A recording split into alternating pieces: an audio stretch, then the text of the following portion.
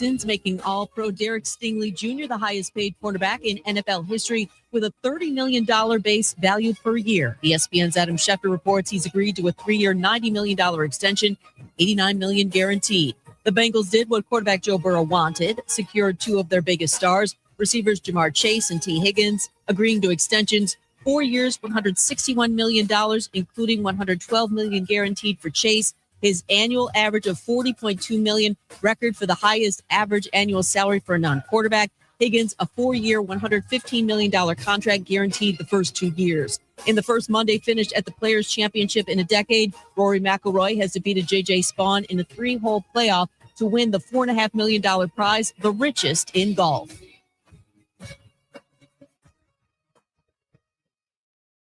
The company is Eagle Masonry and Insulation, but did you know they're also Eagle Landscaping and Dirt Work? Eagle can take care of all your landscaping needs, including irrigation, sod work, and planting, both plants and trees. On the dirt work side, Eagle can grade and build your pads, haul dirt in or out, and even do erosion control. Philip Love and his team can do it all for you. The website is the same, insulatewitheagle.com, as is the phone number, 256-755-1556. Give them a call and see what Eagle can do for you. Eagle saves you time. Eagle saves you money. It is that time of year. Time to get your brackets ready to go. Steve Moulton here with 97.7 ESPN The Zone. And again, it's time to test out your basketball knowledge. We are your home for March Madness, but also brackets as well. Simply sign up, head over to our website, 977ESPN.com, or our social media sites at 977ESPN on Twitter, Facebook, or Instagram. But head over to our website, and a link will be there for you to join in, 977ESPN.com. Our winner will get an overnight stay at the Lodge at Gunnersville State Park, a foursome at Cherokee Ridge, and $100 worth of food. We'll also have prizes for second and third place as well. It's our Bracket Challenge 2025 style. And head over to our website, 977ESPN.com, and sign up today. We are your home for March Madness. For a second straight year, Madness has come to March Madness. Yale upsets Auburn, and Yale is on to the second round. We are 97.7 ESPN The Zone. Joe Hunk, John Abraham, 256-576-4977. Welcome to the Blitz. Hello and welcome in to the Blitz. John Abraham, Joe Hunk, you know the deal. 2 hours straight of sports talk here on 97.7 ESPN The Zone. Appreciate you guys joining us for another week of the Blitz. As I feel like everything's getting back to normal here in the studio, Joe. Scott's back. Tom's back. Oh, wait. No, Tom's back for like an hour. Steve's gone still. But he's in the chat. Yeah, no, he is from Florida. Yeah, he's in the chat. Shout out to Steve Moulton, all of what he does. And it made me think about last week, Joe, whenever we were talking to Grace about how he's down in Florida. He's not going to have to deal with any of the weather, which we will talk a little bit about our experiences on that. Prayers out to everybody who was affected during that insane culmination of tornadoes throughout the Southeast.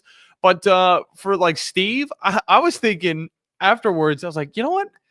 I'm not gonna be upset that Steve's down in Florida, man. I mean, he's still doing work, and on top of that, he kind of had a very busy week as well going into that. He did. So he kind of deserved a little bit of that Florida weather. It's probably very beautiful down there in Miami.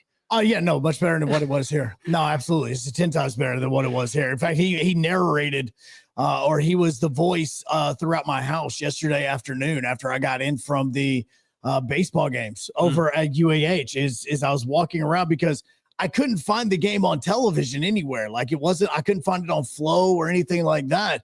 So I was like, all right, well, I just pulled up and turned on the 97.7 app. And as I was turning it on, I'm just walking around the house and I just have Steve talking about it, which there was one play, and I even texted him about it because I was joking with him on it because I can't remember where it was, but I promise you, he said Tommy Murr's name 15 times in 5 seconds. And it was like Tommy Murr with the pass. Tommy Murr's with the basketball. Tommy Murr dribbles in. Tommy Murr bounces it back out. Tommy Murr still with the ball. Tommy Murr looking for a passer. And I was like, were you trying to break a record in saying Tommy Murr's name as many times as you possibly could right there? What is it, like the Shaquille O'Neal video where it's like in the video game and it's a team of all Shaqs? Yes. So it's like O'Neal, pass to O'Neal, the shot from O'Neal, and it's blocked by O'Neal. All of that pretty Tommy much. Murr still looking for a man to dish it to. Tommy Murr decides he goes up and pulls it in, and that's 2 for Tommy Murr. And I'm like, yeah, okay, that was no less than 15 times. I was like, I think you were trying to do a personal best on that. But no, UAH is going to the Sweet 16, and it is now all down to this. This is literally what the season has been all about. You lose the very first game of the year to Nova down in Montevallo, and now you have won, what is it, like 30 straight? I don't even know how many games they've won in a row. I know the first digit is 3. So okay, so they've won like 30 straight games, and now they are facing Nova again in the Sweet 16 tomorrow night on 97.7 ESPN The Zone. Like, this is everything that you have gotten ready for the entire season is all about this. This is, I know that it's not, but this is your national championship. Oh, no doubt. This is your national championship. And just the way that we've seen Nova in the past, and even this season, they're still riding extremely hot. I feel like they're one of the few teams that can match UAH when it comes to the record.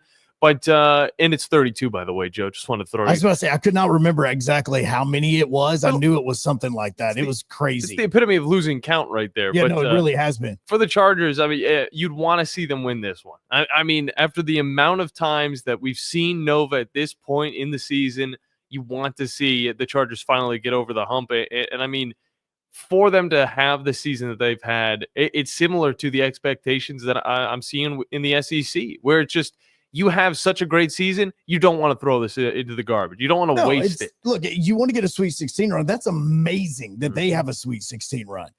But we all know that Nova is the only team that has beaten UAH this year. Yeah. And we knew that if for UAH to potentially win a national championship, they have to go through Nova to do it. They have to. Mm-hmm. And so this is your Rocky and an Apollo Creed. This is Drago.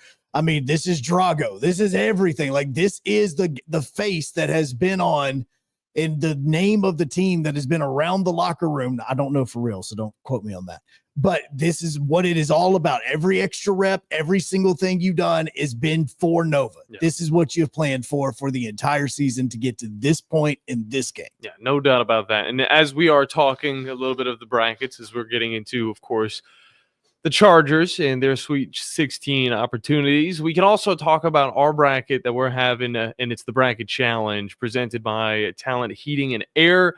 Make sure you guys get in on it. $600 worth of prize if you get the win. And on top of that, the second and third also will receive a prize. So hop on over to our website, to our social medias. Get in on the 2025 97.7 ESPN The Zone Bracket Challenge presented by Talent Heating and Air. It's always a fun time, and it's always cool to see which one of our listeners is actually listening to every little bit of sports, because we have some diehard listeners here in the Southeast.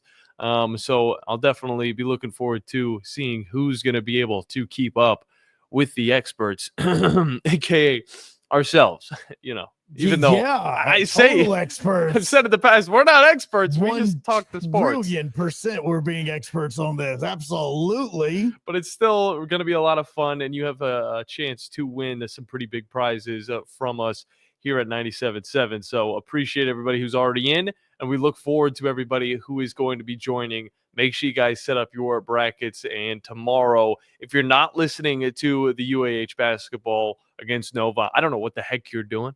But we're also going to have the first four, and that's going to start on Talk Radio WZZN. So make sure you download the apps over on Apple and Android devices, but then you're going to be able to join in progress over on The Zone, following up to, of course, UAH at Nova South. As we all have to find where True TV is. It's the only time of year we have to pay attention to True TVs for one weekend, and that is it. You have to figure out where True TV is. How much do they pay? That's my question. How much are they paying? They are literally the redhead stepchild that just gets brought along because mommy makes the brothers and sisters bring them along to play. Okay. That is all that they are. They serve no purpose whatsoever. Gotcha. True TV is like, yeah, we're there. All right. Bring your brother along. He's got to play too. Does he have to come along? CBS, you be nice to True TV. That's what I was thinking. I was like, yeah, there's CBS subsidiary. Yeah. TNT, you treat True TV like the rest, like you're going to treat the rest of your friends. Yeah, if it's got a circle, then It's it is annoying. related. Yeah. Well, Yes. it's all right. I mean, at least we get, a way to watch these games in the first place. But those first 4 matchups that you're going to want to look forward to are going to lead into some controversy, as a team that is a part of it is going to be UNC. That's right. A team that is 1-12 overall against quad 1 opponents. They've lost 13 games, Joe. And they are still in the madness, and they have to face off against San Diego State, which is no snuff. I mean, this is going to be a good matchup. Right now, UNC, though, is a 3.5-point favorite as this one gets tipped off tomorrow at 8:10 p.m. So let me double check. Do you know who is the chairman and the selection chairman for the NCAA tournament? Do you know his name? Not sure. No. First off, he needs to change it, but his first name's Bubba. Oh, that's a good name, though. Hey, Bubba. He's from the South, right? Bubba Cunningham. He's actually from Flint, Michigan. It's kind of weird. But Bubba is also the athletic director at North Carolina. I'm just going to put those two and two together. Come on. But Bubba had a conversation with Keith Gill, and it was a Q&A about why UNC was in. Let him know, Joe. And here's what Bubba had to say. Oh, maybe Bubba ain't going to talk to us. Come on, Bubba. I was trying to do this. Let's try again, Bubba. Of the University of North Carolina in your day job. So it's going to be a natural question for people who don't know all those procedures to ask whether North Carolina may have gotten a little bit of an advantage that their AD is a chair. So I'm going to invite you to answer that question, and then maybe if Keith could shed some light on that discussion. Well, thanks, Seth. And obviously, I'm going to defer that to Keith. But, all the policies and procedures were followed, and Keith can address exactly how North Carolina would discuss, because I was not in the room for any of that. Yeah, thanks, Bubba. And Seth, I appreciate the question. As the vice chair, I managed all the conversations that we had about North Carolina, and we had quite a few. Our policies require the AD of any school to recuse themselves and actually leave the room for those discussions, and they're not allowed to participate in any vote as well. So we follow those, had lots of discussions about North Carolina. Saturday night, we took our final vote, and we voted in 4 teams in the field on Saturday night, and we had a contingency vote.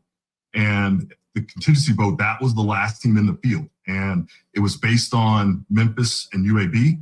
If Memphis won that game, then that was going to free up the spot in the tournament, and that was going to be North Carolina.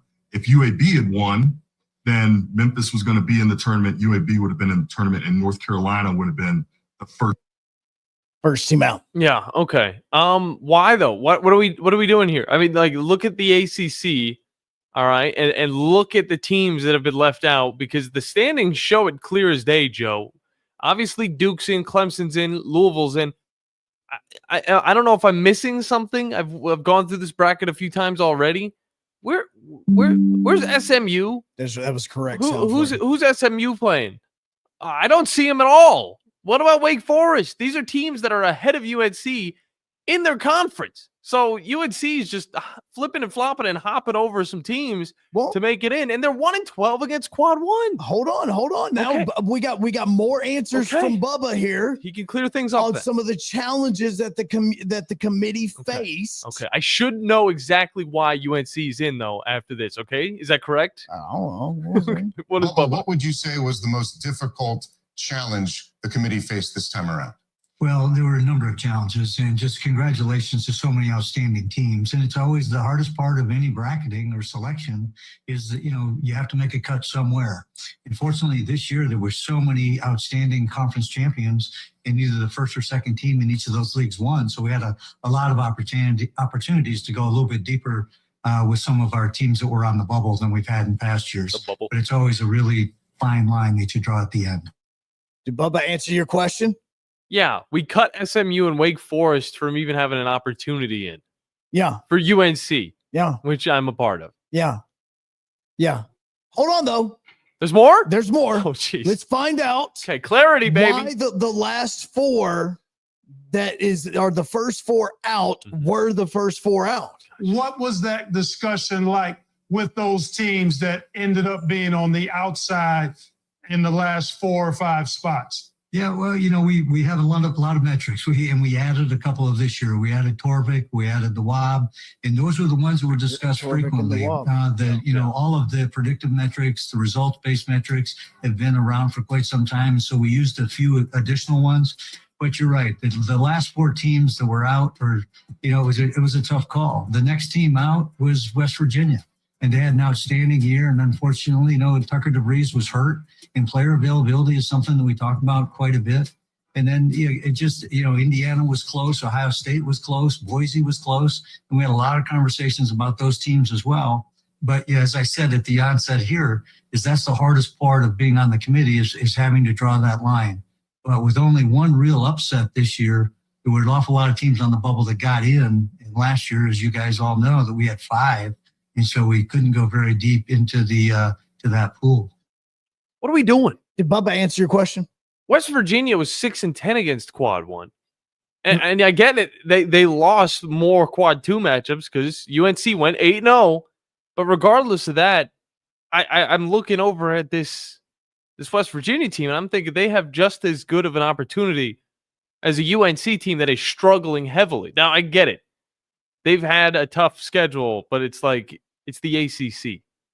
If we see this 11 seed, I believe that's what they are going in, and they're facing off against the 11 seed of the SEC, is there any comparison? And it's Texas, by the way.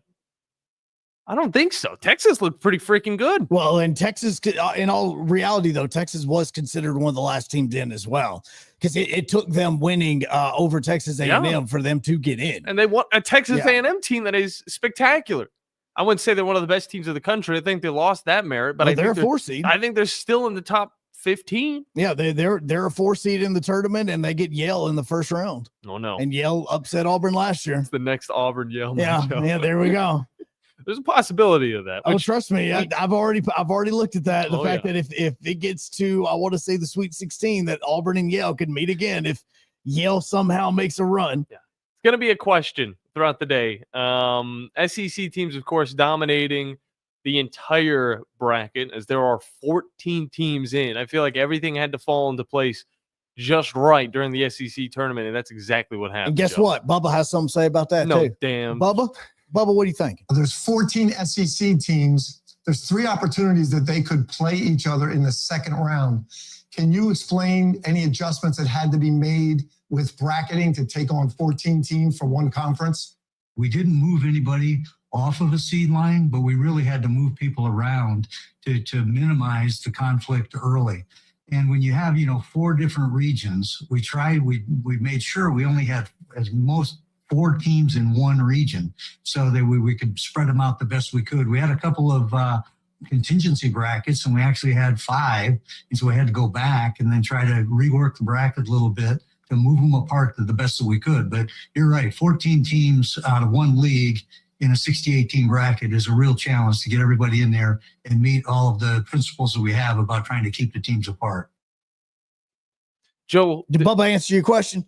I mean, he's trying to scatter them. But I swear, Bubba danced around so many questions, did he not? Hey, Bubba, can you tell us the reason why this team got left out? Well, I mean, we had to look at Indiana, and Indiana was close. Well, all right. Well, what about West Virginia? Well, we had to look at West Virginia, and West Virginia was really close. Okay. Well, can you tell us the reason why this other team was out? Well, we had to look at them, and it was really, really close. Answer the question. Why? We had to move them around. I mean, we had to move them around. Like we couldn't have 5 in the same one because we wanted to make sure that if for some reason. I don't think it matters, Bubba. You're still going to be able to see plenty of SEC matchups. They make up almost 21% of the field. It's ridiculous. I almost 21% of the field is going to be a team that has an SEC patch on it. Second round, we could see. Moulton just said Tommy Murray. I saw that. He's going to keep saying it's going to go. Second round, okay, we could see Florida versus Oklahoma. We could see. I was about to say Georgia versus Houston. Alabama versus Vandy. Yep. That's an interesting one right there. Wouldn't want to see it go the opposite way. I don't think it would go the opposite way. We're going to possibly get in the third round Tennessee versus Kentucky. Did you mention Kentucky and Texas? I didn't. Yeah, right. No, now, yeah, that is true. Texas is one of the 11 matchups that you're going to see in the first 4. Yeah. If they beat Xavier and beat Illinois, then they would possibly be playing Kentucky in the second round. We could also see a Mizzou versus Arkansas matchup in the third round, and it could just go on from there. I mean, there are just so many ways to make this bracket, but there's not a lot of ways to make it without SEC teams filling out the entire Final Four, Joe. And you in the Auburn, Texas A&M one is one that you could see in Sweet 16. Yeah, and that's the question I want for our listeners throughout today. Is who of the SEC teams won't make it past the first weekend? And I'm going to be surprised if it's a long list. I really will be, but we'll be talking about the bracket throughout the day, throughout the week. Of course, the first 4 in will be going on. The Final Four in will be going on tomorrow, and it's going to be on 97.7 ESPN, The Zone. But we're also going to have some fun today because, Joe, I don't know if you knew this or not. I noticed you're not wearing green. I don't understand the holiday. It's St. Patrick's Day. Okay, can we talk about this when we come back, please? Yeah. Just because I still have questions. Well, we'll talk about that a little bit more, as well as get into some of our weekends over covering some UAH hardball or softball. So don't go anywhere because you're listening to the Blitz here on 97.7 ESPN The Zone and ESPN Winchester and WZZN TV. The state's largest orthopedic group is growing to meet the needs of the patients in our community. The Orthopedic Center has long been the most trusted name in orthopedics in North Alabama. So as our area continues on the fast track, so does the need for premier orthopedic care anywhere and anytime you need it. TOC is proud to announce the opening of our new locations in Albertville and Hampton Cove, along with the grand opening of our newest office in Decatur. These clinics will offer the same high-quality orthopedic care you have come to associate with TOC, with the convenience of being closer to home. As a patient, your time is your most precious asset, and we recognize that at TOC. That's why we are also proud to announce the opening of our urgent ortho clinics to handle those bumps and bruises that need prompt attention. These clinics are available to care for acute orthopedic injuries with no appointment necessary. With 38 physicians, 20 centers of excellence, and now more than a dozen locations to serve you, TOC will continue to be the name you turn to for the best orthopedic care at the right time. Visit our website at visittoc.com for more information. TOC, helping you live a better life. There's power in caring when it is put into action. Each year, our bankers serve on nonprofit boards, support our local educators, and volunteer with our hometown food bank. I'm Bobby Humphrey, Vice President of Business Development for Bryan Bank, and community service is just not a line item in our mission statement. It's who we are. Because after all, Alabama is our home too. That kind of commitment to community might not be what you would expect from a bank, but it's exactly what you can expect from us. Give us a call or stop by one of our 2 offices in the Huntsville area and experience unbeatable service and legendary results. Bryan Bank Equal Housing Lender, NMLS ID 2428943. Member FDIC.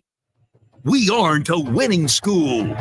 We are a championship school, and we make legends. Join the Crimson Tide as they look to continue to rise to the top of the NCAA basketball mountain on your home for Alabama basketball. Listen to Alabama basketball all season long on 97.7 ESPN The Zone. Tom Luganville here for my friends at Woody Anderson Ford. Bobby White and his team take great pride in their service department, and you can see it the moment you walk into those beautiful new service lanes. And just like a championship team, they all work together to make sure your experience is second to none, whether you drive a Ford or not. Also, check out the gold certified pre-owned inventory at Woody Anderson Ford for great deals every day. Stop by and see them at Jordan and Sparkman or at Woody Anderson of Madison on Hughes Road, or visit WoodyAndersonFord.com. Gunner's Landing is one of the Tennessee Valley's finest golf experiences. Just 35 minutes from downtown Huntsville, Gunner's Landing's 18-hole championship Jewel is open to the public 7 days a week. Located in the foothills of the Appalachian Mountains, Gunner's Landing offers you a golf experience like no other. With beautiful Lake Gunnersville views throughout the round, Gunner's Landing is golf the way nature intended.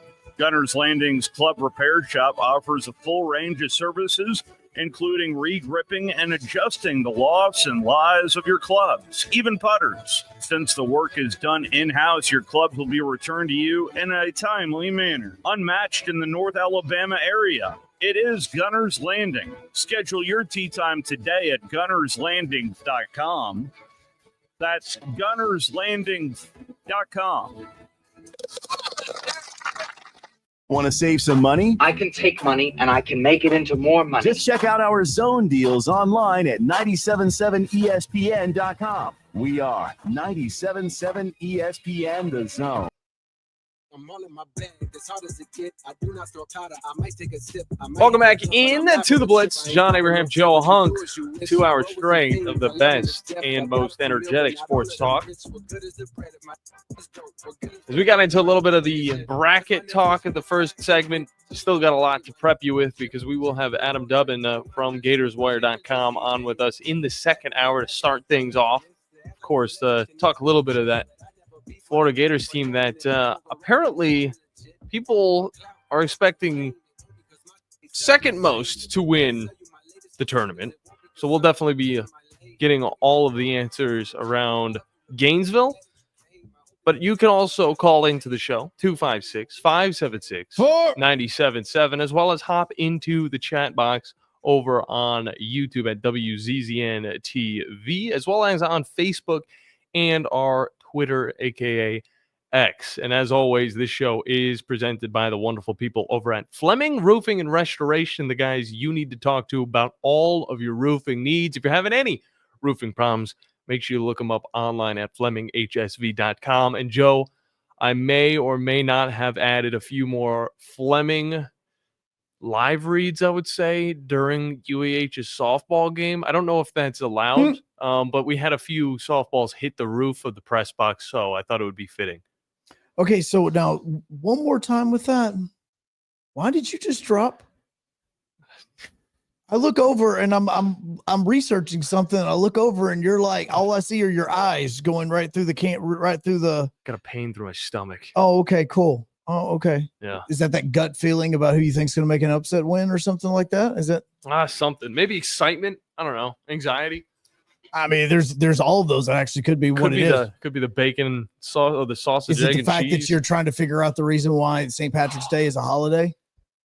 Because that's me. I thought we already talked about this, Joe. No, we had this conversation a few weeks ago. I don't know why it got brought up a few weeks ago. Because I didn't know when St. Patrick's Day was. It seemed like it was every other weekend. No, I always thought that St. Patrick's Day was one that happened like always during the NCAA tournament. So I'm like, wait a second, is this when this is going on? Yeah, it's today. Yeah, no, it is today. And I also still don't know who and why this is. I mean, I know who it is, but I have no clue as to why it is. Okay. Well, I'm just glad you're not wearing green and I'm not wearing green. So we can't technically pinch each other. And if you did that anyway, I'd have to smack you. But I would say sorry right after because I couldn't stay mad at you. But we might not be wearing green, Joe, but I do want to implement a little bit of St. Patrick's Day to the show. Okay. So I'm thinking later on we maybe run down a list of our favorite green teams in pro and college sports. So that's how we'll is there a list. Is it that a list? There's a few lists out there. So don't worry. We got that thing set up. But Joe, I know you had to focus on a little bit of UAH baseball. I did over the weekend. Well, just one because Saturday none of us actually we didn't do anything. Friday had a doubleheader over at Toyota Field, and I will say that a couple things with the game. First off, the stadium itself, the field itself, for it to have hosted a softball tournament like less than a month ago, looks absolutely gorgeous. Impressive, huh? I mean, stunning. Yeah. I also have discovered why Josh Carey loves working for the Trash Pandas as much as he does, because one, his booth, which was the booth that I broadcasted from on Friday, is magnificent. And look, this is how high class it is. Okay. The man actually has an automated window. Like, it's all you gotta do is just press the button. The window slides up and down. Ain't no way. I mean, it was just absolutely tremendous. If you guys know what it's like to broadcast some games, especially for high schools and some colleges, some lower universities, when it comes to athletics, at least, it's all about the windows and how well they stay up, as well as how easy they are to open. I just had to press the button. Dude, that's it. Just right. I mean, it was beautiful. Also, the staff that he has over at Toyota Field, you want to talk about absolutely amazing, because look, here's part of the reason why they do this is, yes, they love having, local teams, UAH, Alabama, Auburn, those teams like playing at Toyota Field, but also because they don't get quote unquote preseason games or spring training games. Yeah. They utilize this as an opportunity to test all the equipment to make sure everything is good to go, so that April 4th, whenever the Trash Pandas start the season against the Chattanooga Lookouts, that they're good to go and they've tested everything and they've gotten all the bugs worked out. And the burgers made. And all the hot dogs cooked and everything else. That staff that I was working with on Friday, absolutely amazing. Yeah. Like, we were talking and I was just casually talking about this, and I was like, hey, you had a runner for West Florida that was trying to steal second base. Well, then the umpire comes out and he calls him out. And I mean, he was clearly safe, but the whole thought is like, wait, why is that? And I said, you know what? I bet you if you're watching on Flow right now, it has to do with the batter. And I was like, maybe with his backswing, don't really know. In the very second that I said it, the camera crew and the guys that were working right beside me pulled up the swing so that I could literally analyze it in real time. You got that real MLB type of broadcast. Absolutely. And so I'm sitting there and I was like, yeah, see, watch when he swings. So it's not the backswing is the reason why he got called for batter interference, but it was the fact that when he swung, he then leaned over and kind of stepped on home plate and got in the way of the bit. So I was able to like talk about it in real time as they were showing the replay. It was absolutely magnificent. Those people were tremendous. And then to top it all off, I'm setting my equipment up. I'm getting ready for the game. And I look over, and in the chair was a welcome bag. And it had bobbleheads. Chilling like it's Oprah. It had a mug. We had a bandana that was a Trash Pandas bandana. The book about how the Trash Pandas came back and how minor league baseball came back to the city of Huntsville. I got to get with Tricky Ricky. No, not to mention, hold up. A fitted game hat that was in my size. Why didn't you wear it? It was in my size. I'm just instead you're wearing that ugly hat. No, it's not an ugly hat. Is that? T for Texas? No, it's not a T for Texas. It's the number one team in the nation right now. And so this is a fitted hat in my size, not just hey, we got a fitted hat. Here's your, a 7 5/8 or something like that. No, it was in my size. It was amazing. They treated me absolutely tremendous. Okay. And I mean, it was absolutely fantastic. Then the game gets rained out on Saturday. Ooh. And then we go back to Charger Park on Sunday. UAH lost the first two against West Florida, but they just absolutely obliterated West Florida in the third game. Yeah. Sounds very nice. I know what to expect from the Trash Pandas whenever I'm their visitor. Look, I worked for them for 2 years, man. It was all quality all the way through, but still waiting for my little jersey that I wish I could have just taken home. I don't know if they do that for everybody or not, but they did do it for us. And I mean, that staff was amazing. The goodie bag was tremendous. Bobbleheads, everything. I mean, they were amazing. Have you talked with Tricky Ricky yet? Through email. Okay. You and him, I feel like, would just have the longest conversation. Probably so. Yeah, because you guys are both very probably so. Which similar. Made some motions on WZZN TV, which you guys should hop in on and also comment in the chat. But Joe, you are wearing that Tennessee hat. Yes. It is very nice looking, I guess. It's very shiny, and yes, they It's are the the road number hat. one team in all of college baseball, and we'll talk a little bit more about that. But I want to talk about my experience because UAH softball has kind of been my new thing. All right. I got to cover a game. It was against the Christian Brothers, and they got a win. It's a few weeks ago, but I got to do the entire series against West Florida. Didn't know if I'd be able to because of the weather, because of my other things I had to do up in Winchester. Ended up not going up to Tennessee. Sorry for that. But Christy, my sister, she's got this awesome art gallery. It's definitely something that I got to go and check out as soon as I get up to Winchester this weekend, because I said that it was a normal week, Joe. I'm going to be gone on Thursday and Friday. I'm going to be in a movie. So that's going to be an issue. It is going to be an issue. That's going to be a little bit of an issue. Steve will be back by then. We think he may be back on the road again. Okay. Then I mean, depending on what's happening with UAH and when they beat Nova tomorrow night. I could teach my buddy, my roommate, how to work a board for 2 days. Oh no, he and I we would it might end up with me power bombing him in that room over there because it's big enough to be a ring. Yeah, I don't think it'd actually end up being a show. But I got to cover softball for UAH. It was a lot of fun. There was a girl for West Florida that she hit 3 home runs in a row. Solid day. And it was a solid day for her. Solid day. That was in the who's it, Justin? My camera just went it all just bugged out. Yeah, it's because it quit on you too. Just like you're like, great, you're leaving on Thursday and Friday to go film a movie. I know that was an eye roll right there. How would he? But no, 12-7 was the score. Chargers lost the first game. West Florida lost the second one as the Chargers were able to win 11-3. And then on Sunday, because we did the same as the baseball team, skipped that Saturday, got on Sunday for a majority of this game, 5-3 the entire way, or 5-2 the entire way. And then this top of the 7th happened, and West Florida scored 7 runs, and I was sad. It happened the moment that our game ended.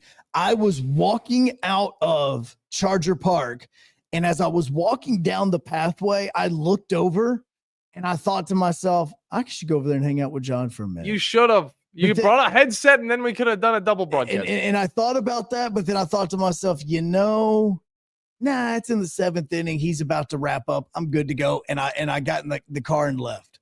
Yeah. I totally thought that this was done with. I thought it was over with. Should have been over at the top of the 7th, right when it came to an end. But that's not exactly what happened. That's whenever West Florida started getting hot. Of course, we were getting through. It was Katie Brackett. She was doing a wonderful job. She had 11 strikeouts, I believe, on the day, which is ridiculous. And you're asking, how did they still lose? It was getting late. She got pulled. I think Megan Schertz came in to finish this one off, and it just kind of went south. But it's sad because I'm now getting a connection with this team. I'm actually starting to really like softball too, and I'm thinking, dude, this can't happen. Now you understand the reason why I was all about UAH women's basketball. Because I did a lot of their games, and I basically worked every single one of the games that the women had this year at home. And I was on the call for a lot of the games early on in the year. And then when they went to the double headers because the men and women would be playing the same opponents on there. Yeah. Scott took over doing the play-by-play there. And then Steve was going to be doing the men's games, which Scott did text me, by the way. And he said that if UAH does beat Nova, that they're not actually going to be leaving for Evansville, Indiana until Sunday. So we may have something figured out with this, but I got this emotional connection to the women's team because you see them and you continue to see how they kind of grow throughout the year. And that's why it hurt me whenever they lost on Friday afternoon. Yeah. And they got eliminated from the tournament and the season was actually over with because there's so many players that you're just around so much, even if you're just giving head nods to, you start following them on social media and you start to learn about their personalities a little bit, and then boom, they lose and it's done. And you're genuinely heartbroken on this. This UAH women's basketball team, they are the reason why I even care a little bit about women's basketball now, because before spending time with these ladies, covering this team, working with this team, my experiences with women's basketball was not the best. And I'd have Slay telling me every single day, oh no, you gotta give it a chance, man. Women's basketball is different now.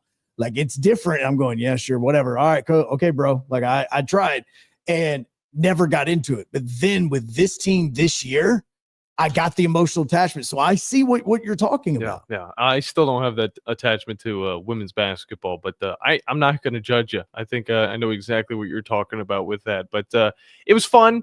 And Steve, I'm officially saying that thank you, Daniel. I am all for, and I got to meet Daniel as well. I appreciate Daniel. He was helping out, and I was just like, he said that my name's, I might be familiar. I've been in the chat. I was like, huh. Oh yeah. And I was like, wait. Daniel has been all over and he helps out so much. I want to say he drives an hour and a half to and from every single time to work and help us. Makes UAH. sense. Yeah. He does. Yeah. He says he was a little bit south. If I remember that correctly, and Daniel, if I'm shortchanging you, I apologize on it. But yeah, that's going to happen. Like the more and more you cover these teams, it's the same way with the baseball team. Like I am seeing them when they struggle, it really begins to annoy the crap out of me. Mm-hmm. And like when I see a pitcher struggle or I see a player that is doing something like obviously wrong. And unfortunately we have to talk about it during the broadcast, and there's a couple of players with UAH who have issues going on that obviously they need to kind of focus on. And you talk about it during the broadcast, but at the same time, behind the scenes, you're like, come on, man, come on. Like, God, can you not fix this? Like Captain Falcon, come on. Like, I mean, you just want to like shake them and be like, come on, like, fix this. Yeah. Daniel says he comes from Tuscaloosa, which is a 2-hour drive. So you 2-hour did, drive. in fact, shortchange it, which Daniel, I hope you are all right because that weather, of course, came right through Tuscaloosa, as well as didn't it touch like right next to you, Joe? New Hope? Yeah. Oh yeah, no, there were points and times where I was definitely hearing trains. The meteorologist starts saying, all right, if you're around New Hope area, you need to start getting into your safe place because this is about to get bad. We have one thing that you asked just a little while ago about the NCAA tournament is the question of how many teams from the SEC are going to advance to the second weekend because there are 14 teams in the tournament from the SEC, and you have Auburn being a number 1 seed. Alabama is a 2 seed. Florida or Texas A&M is a 4 seed. You start to look at teams like even Florida that have moved up and had a tremendous season. Tennessee is a 2 seed. Kentucky is a 3 seed. Florida obviously being that 1 seed as well. And you start going, how many of these teams are going to not just get past the opening round game, but make it to the Sweet 16? Yeah. 256-576-9777 is the number to get in, and we will be breaking that down here in a moment. On top of that, I did want to say this, Steve just officially put me down for every single softball game for the rest of the season. I'll even go on the road. I don't even care, bro. Dude, I've been wanting to go on the road. We can make those coverages so much better. I've been wanting to go on the road too. Like, you know how much fun it was going to Birmingham and doing the Havoc game this week? Yeah, that was fun. Like going on the road there, which by the way, beat you second game, Pelham. Got him 3-2. Now here's the thing. Now Havoc starting 5-game homestand. It is the last 5 home games of the regular season. They have 2 this weekend against Peoria. Let me emphasize that because here it is. It's about 3 months too late compared to what it was in January, but we're right back in the exact same spot. Number 1, number 2 in the SPHL, going at it on Friday and Saturday over at the VBC. Yeah, and we'll be going at it with this bracket when we get back, so don't go anywhere. 256-576-9777 is the number to get in when we get back. Close out the first hour as well as break down a little bit more of the national tournament bracket, and then the top of the hour, Adam Dummett from Gators Wire going to be joining us here on the Blitz on 97.7 ESPN The Zone Talk Radio. No, ESPN Winchester, that is, and WZZ TV. This is Brent Musburger's VSiN Action Update on 97.7 ESPN The Zone. AI-powered betting models to help you make sharper picks during March Madness. Free 7-day trial available now at rhythm.com. That's RITHMM.com. Auburn Tigers, the number 1 seed of the South region of the NCAA tournament. They'll meet the winner of the first 4 matchup tomorrow in Dayton between Alabama State and St. Francis. Hornets are the 3.5-point favorite, total 141.5. Coming up on Friday, number 2 seed Alabama in our East region matchup takes on 15th seeded Robert Morris. 166.5 the total at Rocket Arena in Cleveland. Kentucky opens up with the Fiserv Forum in Milwaukee. They'll open up with Troy as a 10.5-point favorite, 153.5 the total. Trojans champions of the Sun Belt Conference. For more, go to VSIN.com. Mike Sennett, 97.7 ESPN The Zone. Specializing in simple and affordable rentals, McCurry Van and Car Rental can make sure you have just the right vehicle for your next family vacation, weekend getaway, or if you just need transportation while your vehicle is being repaired. McCurry carries Ford Transit vans and Mercedes Sprinter vans, trucks and work vans, and more. And they offer discounted rental rates for long-term rentals. Now with 4 locations: Athens, Muscle Shoals, Coleman, and Huntsville. Log on McCurryRentals.com to make your reservation now. That's McCurryRentals.com. Hey, do you have heating and air issues as the springtime starts to roll around? Hey, there's just one name you need to know: Talent Heating and Air. #1 heating and air business right here in the Tennessee Valley. Yeah, we're locally based. If you call, you're going to get somebody based in Huntsville. Mentioned in spring earlier, we can actually do indoor air quality products, so we can help alleviate those allergy problems you're having in your house. All right, Thomas from Talent Heating and Air, give them the number that when they call, somebody live and local will pick up. That's 256-503-4490. And you can always head to the World Wide Web and find Talent Heating and Air, and you guys will still respond. That's talenthvac.com. If you don't want to talk to a person right away, you can fill out a form on there and get scheduled for a visit. That's Talent Heating and Air. They're live, they're local. It's Talent Heating and Air. AL certain number 21014. Forgiveness. Wow, what a word. What a gift. All of us have done things in our lives that we regret. All of us have done things that are disobedient. All of us have sinned and fallen short of the glory of God. Thank God for his forgiveness. Thank God that he separates our sins as far as the east is from the west and remembers them no more. Hey, I'm John Dees, pastor at Cross Point Church, smack dab across the street from the YMCA in Madison. Check us out at cpcfamily.org. By now, you know about Eagle Masonry and Insulation, and maybe you know that Eagle also does landscaping and dirt work. But how about after paint work? Shower doors, shelving, and mirrors, all taken care of by Eagle, the same Eagle that takes care of all your masonry, insulation, and landscaping needs. Eagle brings the same level of expertise to all these disciplines, and they're ready to provide you with a free quote. The website is the same, insulatewitheagle.com, as is the phone number, 256-755-1556. Give them a call and see what Eagle can do for you. Eagle saves you time. Eagle saves you money. You've got to experience Toyotathon at Bill Penny Toyota. They've got the selection with over 700 new Toyotas to choose from. And they've got the extras with Bill Penny perks and a 10-year unlimited warranty. So get on over to Bill Penny Toyota today and experience Toyotathon. Bill Penny Toyota in Huntsville and online at BillPennyToyota.com. Bill Penny's Toyota 10-year unlimited warranty is valid through the 10th year of ownership. Valid on new vehicles only. See dealer for details. This is Steve Moulton for Lee's Magic Tunnel. Do you live out of your car? Does your car look like you've been well lived in? Then take your vehicle to Lee's Magic Tunnel, located on the Parkway. Any size of the vehicle, it doesn't matter. Lee's will get it clean. Offering many types of washes, but getting it clean inside and out. Ask for the manager special.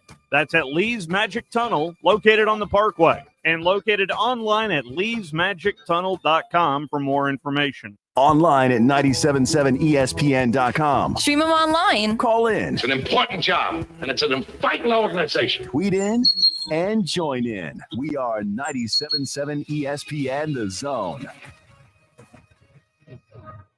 Keep holding on when my brains get like a bomb. Joe, I made a mistake. What's that? I can't do UAH softball this weekend. Way to go, man. Way to go. Damn it. No. I got a movie to do. I mean, look at all that movie. It's just getting in the way. Just getting in the way already. You know, it's my first movie. Yeah, getting in the way. Got to do a movie just getting in the way. And yeah, now, I mean, you're not going to be able to keep up with your bracket.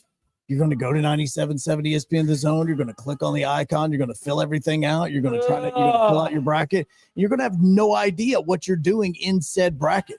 I'm going to know exactly what I'm doing. I'm just going to not know how it's doing, and it's probably going to do terribly because that's usually how it always is. But regardless of that, it's still a lot of fun, and I'll be able to keep up with it while I'm also filming the movie. Also, the person, who's kind of directing this thing is not a sports fan. Oh, he's not going to care. He does not care one Put those phones. What is that audio? Look, John, we got to get a few more scenes in. You're going to have to put the phone down. You're going to have to lather up. Wait, what kind of movie is this? Hold up now. Hold on now. We need to back up. What kind of movie are we talking about here? It's the good kind. Okay.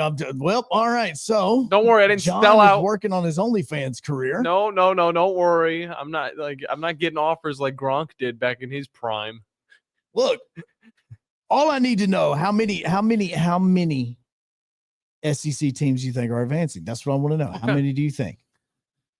Well, I'm definitely going to say that the high top seeds like Tennessee, Florida, I think Alabama, I think those teams are definitely a lock. All right. I can't see it happening again where Auburn loses against the low-ranked team, and I believe the team that they're going to face off against is either who are the two? Alabama State is one of them. It's Alabama State or South Pacific. Well, I don't know. Whatever but the other teams. And then called. if they win, they've got to play Louisville or Creighton, which Creighton has been kind of injury prone and has had some injuries from the season for it. Where Louisville, on the other hand, had a transfer from Wisconsin who was only averaging like 10 points a game for Wisconsin last year and is now averaging almost 20 points a game for Louisville. So you got to see that, which if they advance to the second weekend, then there's a possibility of them playing Texas A&M if Texas A&M advances. So that's the question. 14 teams. How many advances? 256, 576, 977. Brandon, welcome, man, to the Blitz, man. How's it going? I was going to say, I thought Steve did a real good job on that call yesterday. I was listening to some of that second half of that ball game, and man, UAH, 3 guys putting up 78 points, talking about turning it on. Oh, absolutely. No, Moulton and I were texting before the game, and he was like, "These guys are big." He goes, this has me worried. He goes, because these guys are real big. And then I went away to help my father-in-law move something. And when I came back, it was UAH 4 minutes away from the half, up by 15. And I'm like, well, okay, never mind. There's so much for being nervous about this game. The bigger they are, the harder they fall. Well, I went to Atlanta down on Marietta Street next to the College Football Hall of Fame and was sitting there at Twin Smokers watching Florida and Tennessee, which was great. I loved how that one turned out because I can deal with Florida, can't deal with Tennessee. And so we go to the aquarium, take my daughter there. She wanted to go have a big day. And I'm walking through there while she's playing, listening to the game. And the amount of scoring that was going on, Steve was just having an all-time day. You could tell like that was one day he really enjoyed his job. Oh, and he absolutely should. I mean, seriously, you're talking about you're down in Miami. A team is in the round of 32, and now he's sitting here and he's about to call a Sweet 16 matchup in literally what could be the biggest game of the tournament tomorrow night. Yeah, he has absolutely every right in the world to be enjoying everything that's happening right now. Is that game televised tomorrow night? See, and I thought that it was going to be, but I thought that last night's game was supposed to be televised as well, and it wasn't. So I can't say yay or nay on if it actually is going to get televised, but I do know that you'll be able to listen to it on the app, and that's the most important part. But yeah, it is supposed to be. Yeah, it's supposed to be on the app. But I mean, Moulton's going to have the call, and I just don't know if it's actually going to be anywhere that you can watch it, like on Flow or something like that. Gotcha. And I want to talk to you about something. We had a conversation back months ago about the Rays and what they needed to do if they put their stadium back, if they don't get robbed by Nashville. And we talked about what MLB is going to. Well, I was in Chattanooga Friday, and I did not realize that the Southern League team, the Lookouts, basically when MLB took over minor league, people up there were saying they were told they were going to build a new stadium, and it was going to have an entertainment district or they were going to move the team. Yeah. And it's almost an $80 million ballpark that they got up there. Yep. It's supposed to be, I think it's supposed to be they- finished by next season, if I remember correctly. Yeah, it's replacing their old stadium, and they're saying that this thing is a huge entertainment district. Yep. So it appears that is what they're going to now. It appears that these new stadiums are going to have an entertainment district. So after seeing that, I'm really wondering, what is MLB doing behind the scenes about the Rays putting their stadium back in Tampa? Are they going to require them to put it somewhere with an entertainment district, or we think they're going to let it go back where it was at? Well, and part of this goes into what happened over Thursday into Friday, and it has to do with the fact that the team announced that they are killing all of the conversation about a brand new stadium getting built in Ybor, because that was what was supposed to be the plan. But now the city in the county is kind of complaining because they're going, wait a second, you're wanting us to build this brand new stadium in Ybor, but also you're wanting us to repair the Trop, which is going to take millions of dollars for us to repair that as well. And so they're trying to, they're kind of at a stalemate in this. I honestly believe that Rays are done in Tampa. That's what I believe. I think that with the hurricane coming through and destroying their stadium, and now them kind of ceasing the conversation about the new baseball stadium that they were going to be building, I think that it's almost a done deal, that they're either going to have to sell the team and move, or they're just going to have the current ownership find a new place for them to move to. Well, it's very, very, very interesting to see how much control baseball MLB has got into where these teams can go based on what they can build with their entertainment district. Yep. Because, this area up here in Chattanooga, they're talking about a 470-acre special tax district. Yeah. That is not small. No, and that's kind of what the Trash Pandas are doing as well. It's the reason why you have so many restaurants and all that stuff, that they're kind of popping up around that area. And Brandon, we appreciate that phone call. Is Major League Baseball has found the entertainment district idea to be the most profitable. Adam Dubbin, Gators Wire, coming up next on the Blitz. Have you discovered Good Company Cafe? The place for breakfast, brunch, lunch, and so much more. Enjoy brunch all day and pair with one of our many seasonal refreshing drinks, including alcoholic and non-alcoholic options. Choose inside or outside on our gorgeous, spacious, dog-friendly patio, and have some fun with friends playing yard games in the courtyard. See catering, to-go options, and lots more at goodcompany-cafe.com. Good Company Cafe, 7500 South Memorial Parkway. Hey folks, Bobby White back again for Woody Anderson Ford, and I'm here to tell you it's truck month. No payments for 90 days on 24 and 25 models of F-150, Ranger, Maverick, Super Duty, and Lightning. We've got over 220 F-150s for you to choose from, with generous finance rates and the best deals of the year on America's best-selling truck for 48 years in a row. Great deals on Bronco, Bronco Sport, Expedition, and Explorer 2. Come check those out. But right now at Woody Anderson Ford, you can drive a 2024 F-150 XLT Hybrid for as little as $339 a month. $339 for an F-150. That's a 36-month lease with 6448 due at signing, 0 security deposit, just tax tag title, and your good credit. This offer ends 3/31/25. Call us at 539-9441 for complete details. Over 220 F-150s and nearly 50 Rangers and Maverick pickups to choose from, all with great sales incentives and 0 payments for 90 days. Woody Anderson Ford, we hope to see you soon.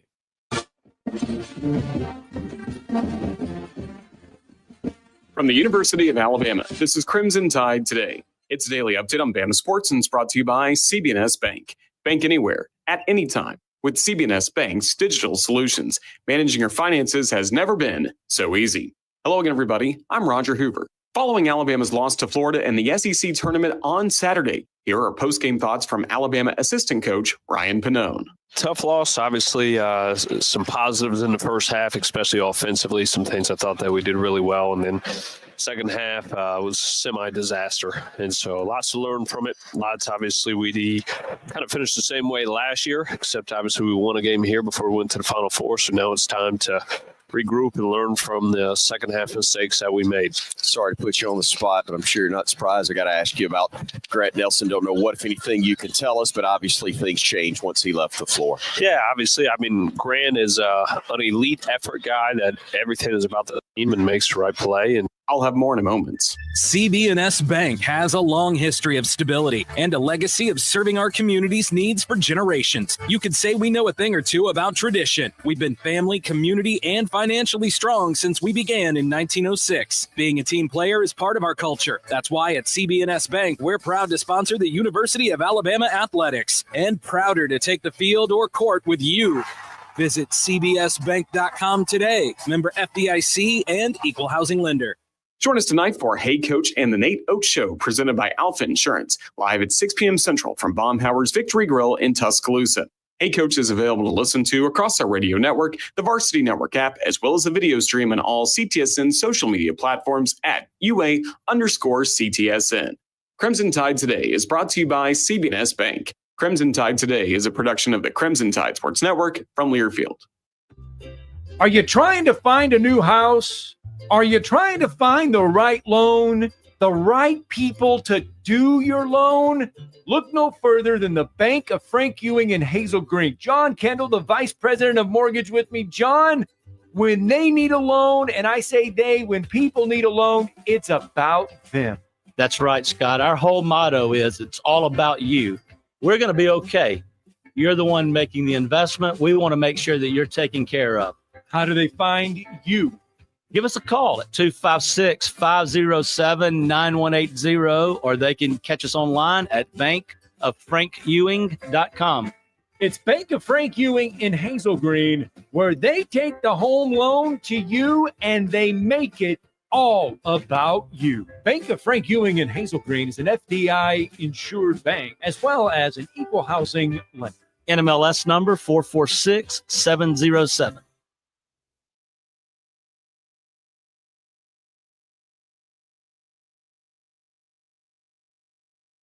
This is Brent Musburger's VSiN Action Update on 97.7 ESPN The Zone. AI-powered betting models to help you make sharper picks during March Madness. Free 7-day trial available now at rhythm.com. That's RITHMM.com. Auburn Tigers, the number one seed of the South region of the NCAA tournament. They'll meet the winner of the first four matchup tomorrow in Dayton between Alabama State and St. Francis. Hornets are the 3.5-point favorite, total 141.5. Coming up on Friday, number 2 seed Alabama in our East region matchup takes on 15th seeded Robert Morris. 166.5 the total at Rocket Arena in Cleveland. Kentucky opens up with the Fiserv Forum in Milwaukee. They'll open up with Troy as a 10.5-point favorite, 153.5 the total. Trojans champions of the Sun Belt Conference. For more, go to VSIN.com. Mike Sennett, 97.7 ESPN The Zone. Log on today, 977ESPN.com.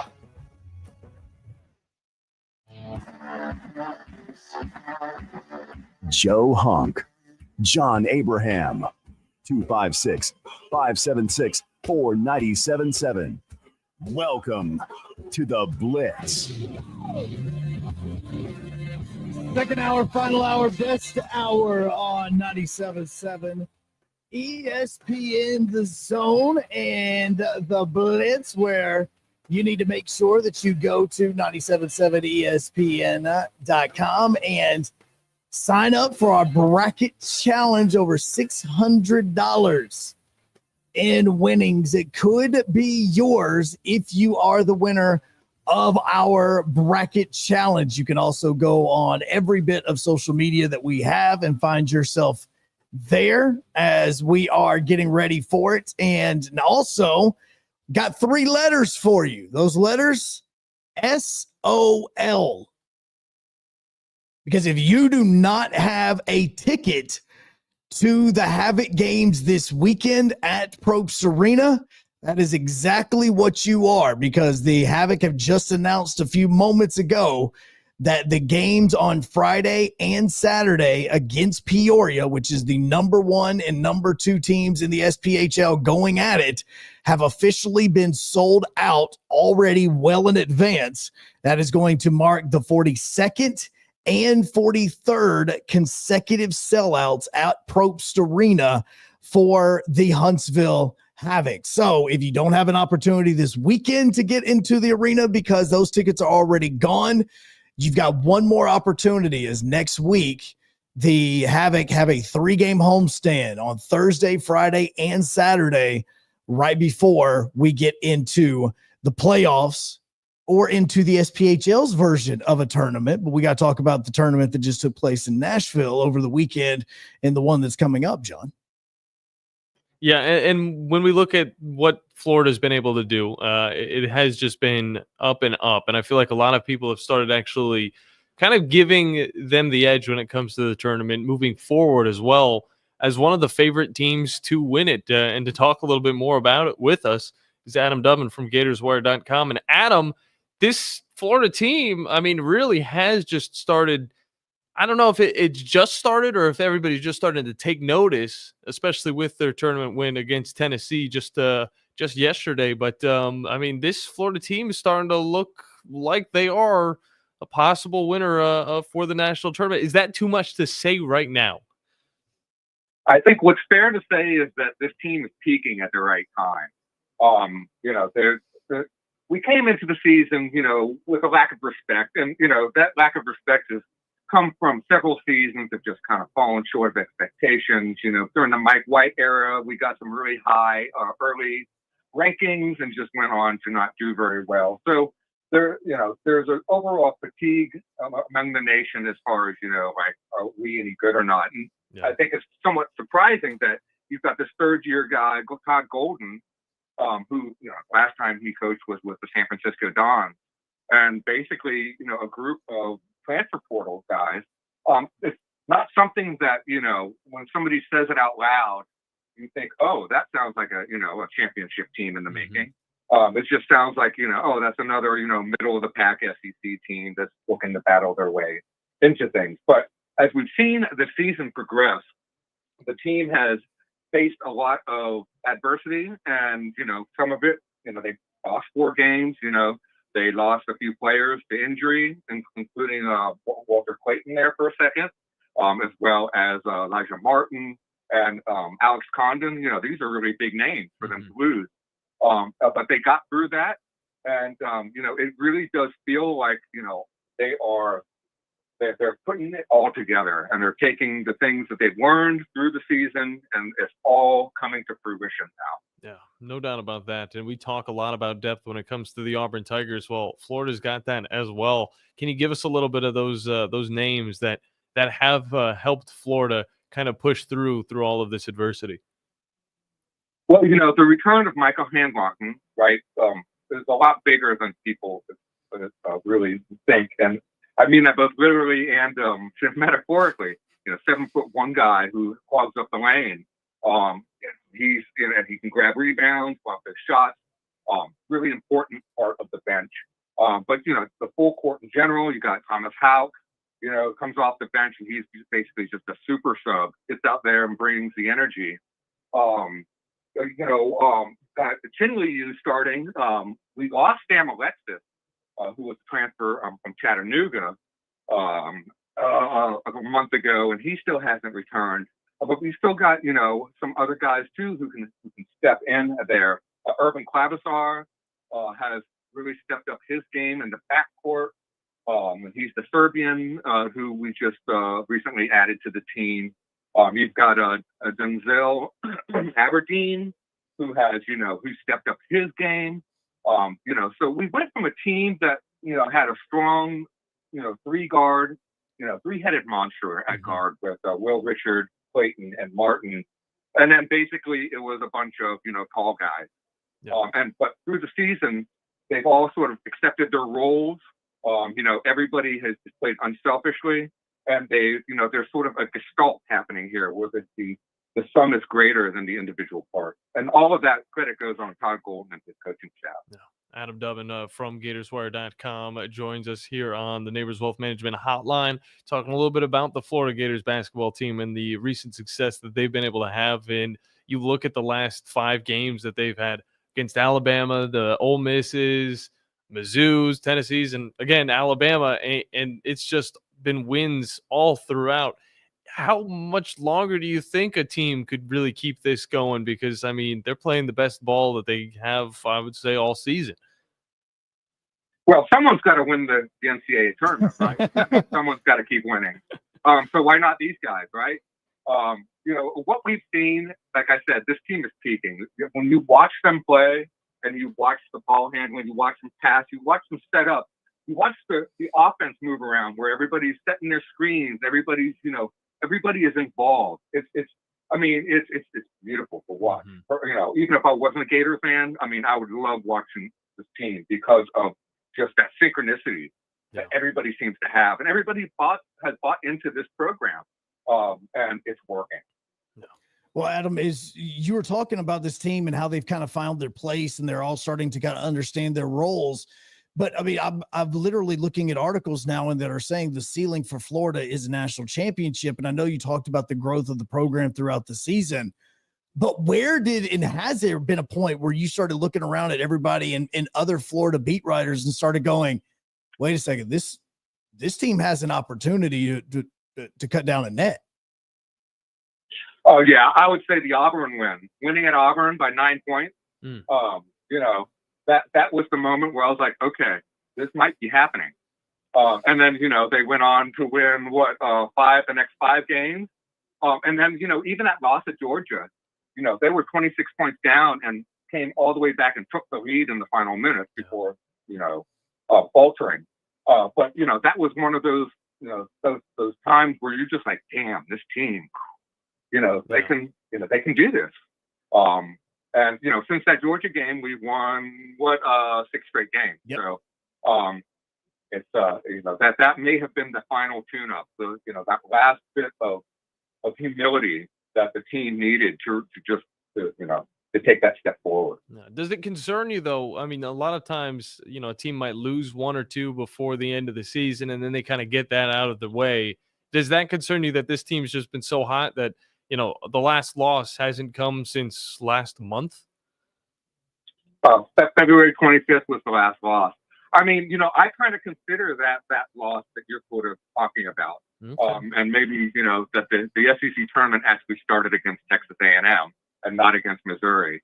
But, it's getting it, that whole idea of getting it out of your system really depends on where the team is in its season timeline, and so, like, when you look at Auburn, Auburn's an interesting case study to keep an eye on here because, in my opinion, as much as I think Auburn is actually a better team on paper than Florida, I think that they peaked too early, and their recent losses have me a little bit concerned. So it's sort of the opposite of what you're saying, of getting it out of their system. Yeah. But we'll see. It's really hard to tell until it's in the rearview mirror. Yeah. Adam Dubbin from Gators Wire, and I feel like that's just the entire March Madness, idea. It's really hard to tell. But it is pretty easy to tell, I would say, at times, whenever you're a 1 and you're facing off against the 16 to start it all off. Talk about the draw that Florida's gotten to start off against Norfolk State, but then you either have UConn or Oklahoma in round 2.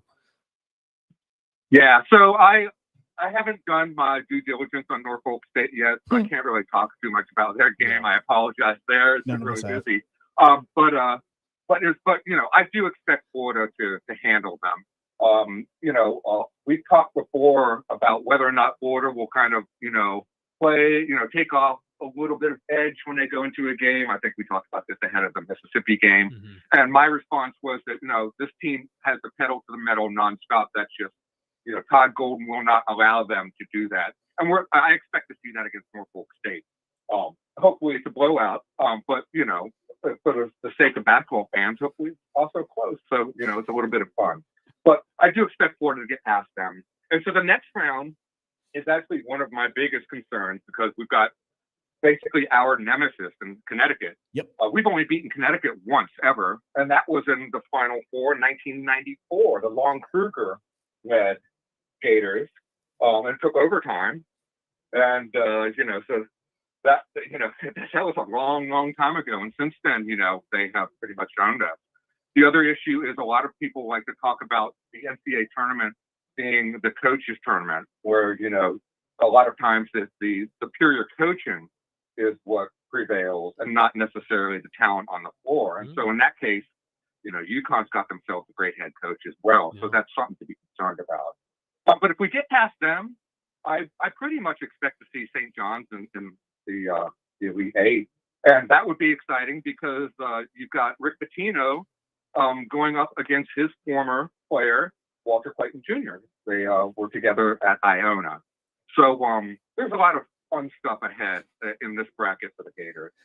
Well, and I love that you said UConn was who you most likely are going to face in the next round, because they take on Oklahoma, and we've got 14 SEC teams in this, where there's a likelihood that an SEC team is going to be facing another SEC team either in the second and or third round in this.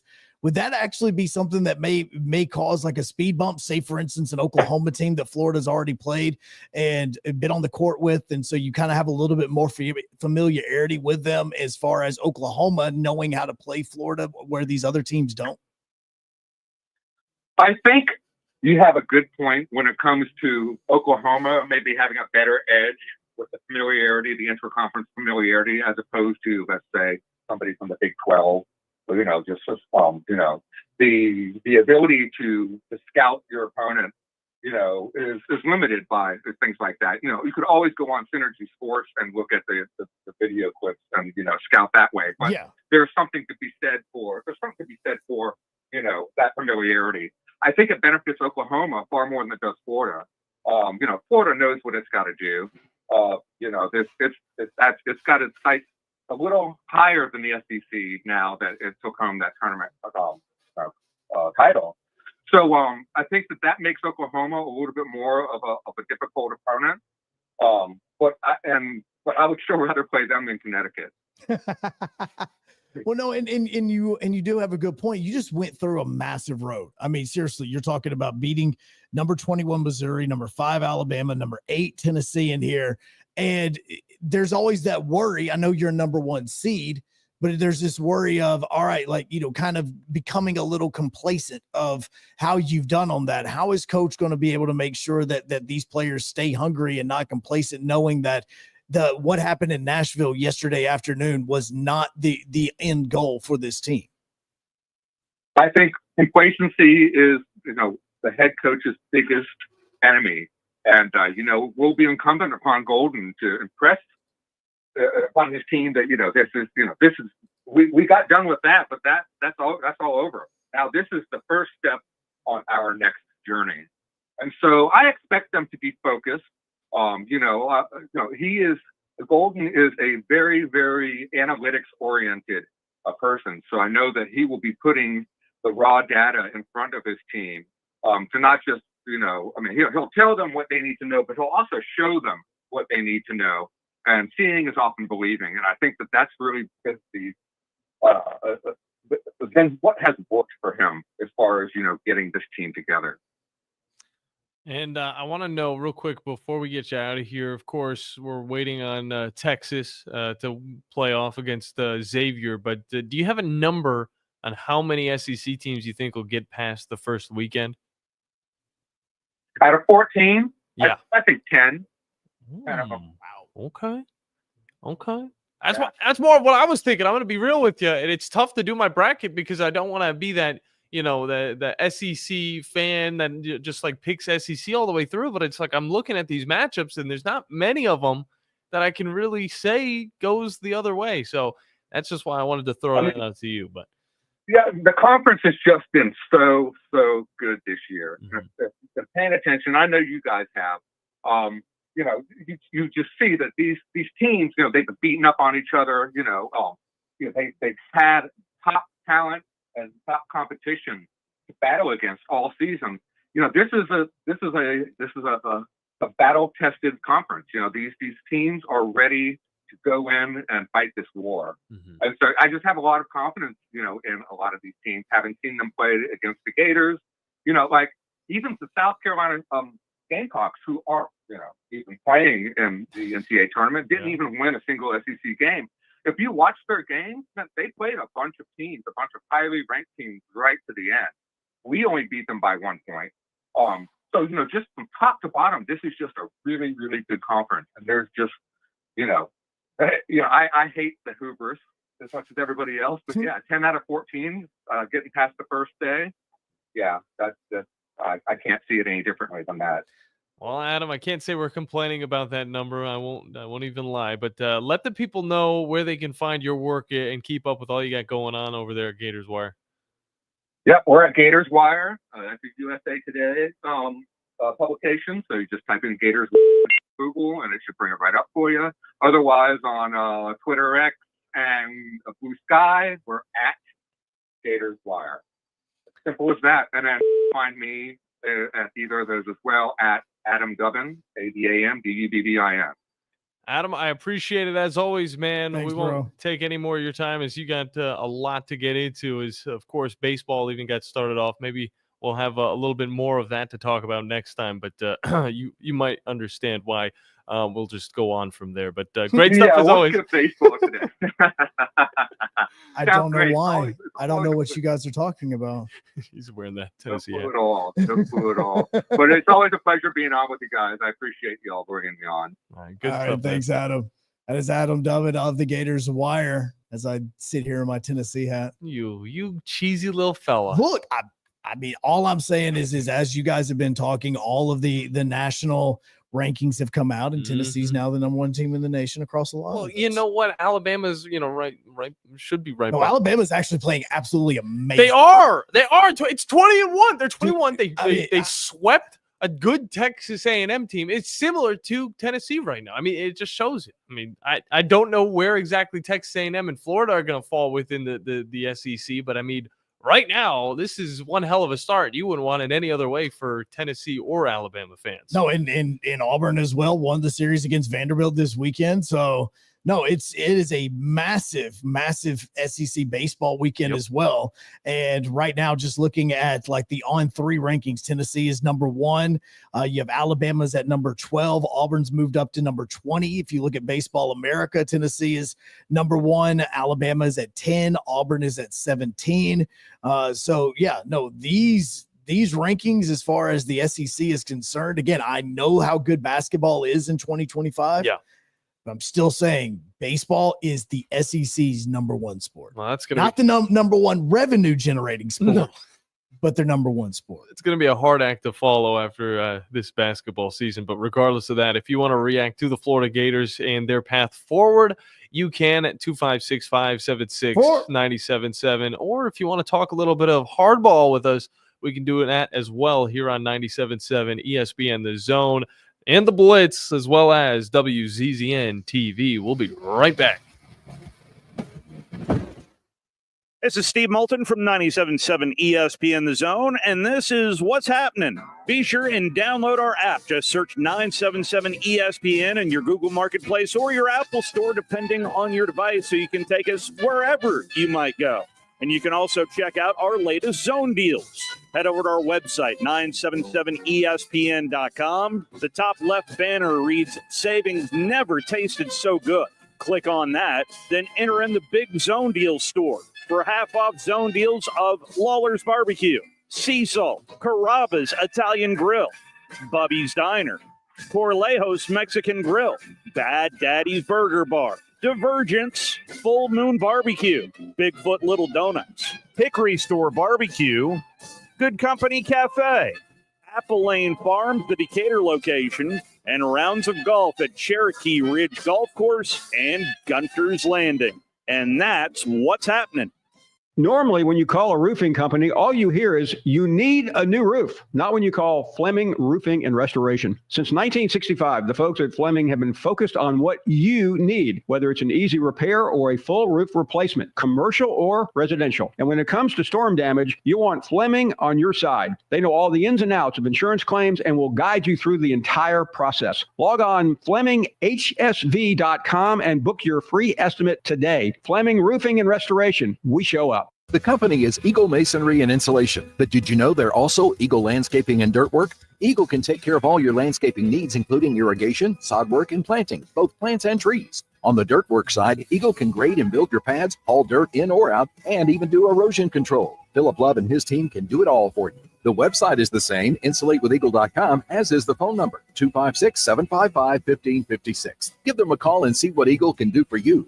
Eagle saves you time. Eagle saves you money. The Drive. Both those guys have done a good job in what we've asked them to do, and both of them have developed nicely, and both of them have consistently made plays. Wes and Steve. Their decision making, their judgment, their ability not to force things and take what the defense gives and distribute the ball with good decision making, down in, down out, is probably the only thing that's going to be any different about them, because it's not physical ability or talent. So it's intangibles, leadership, decision-making, judgment, and all those types of things. And, both guys have done a good job in that regard as well. Listen to The Drive with Wes Neighbors and Steve Moulton each weekday afternoon starting at 5. We are your home of ESPN Radio, 97.7 The Zone.